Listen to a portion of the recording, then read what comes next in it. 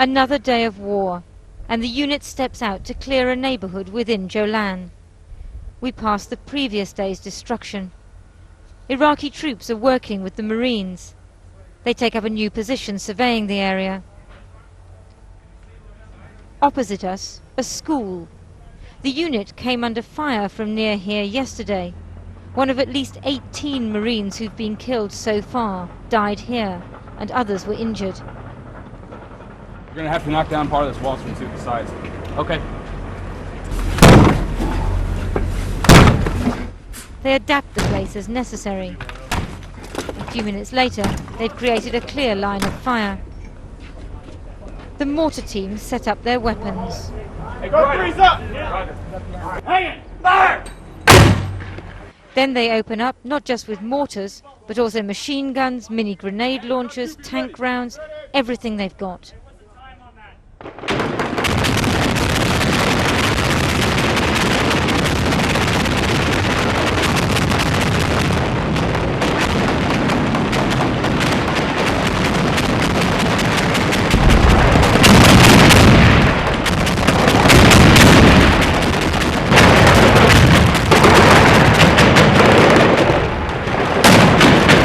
They're now laying down an enormous amount of fire, taking out the houses all along one road.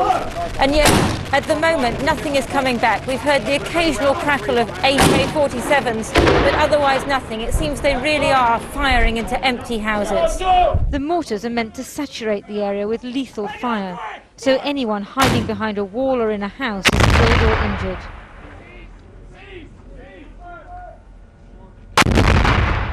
Not all weapons are accurate.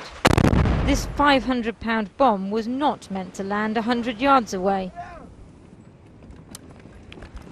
and shower us all with dust and debris. As the firing continues, the first captive of the day is brought in for questioning. Prisoners are providing good intelligence. They say they know what they're looking for today because of what they learnt yesterday.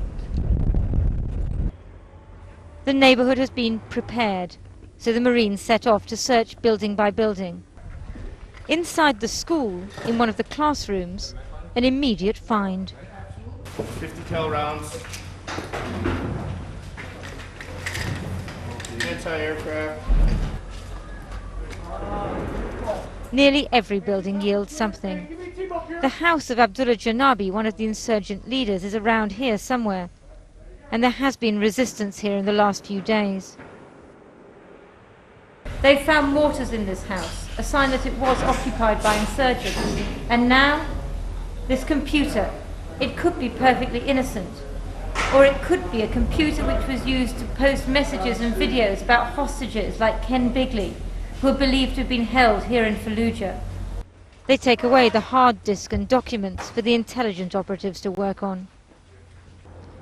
A few doors down, they seize another prisoner. We walk back to the first house where the Marines set up their mortar positions. The captive is brought here too.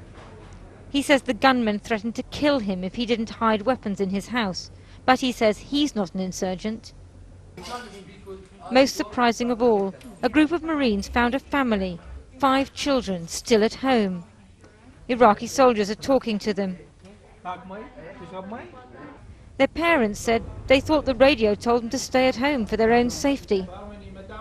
After such a barrage of fire, their survival seems like a miracle. Lindsay Hilsom, Channel 4 News, with the 1st Marine Expeditionary Force in Fallujah.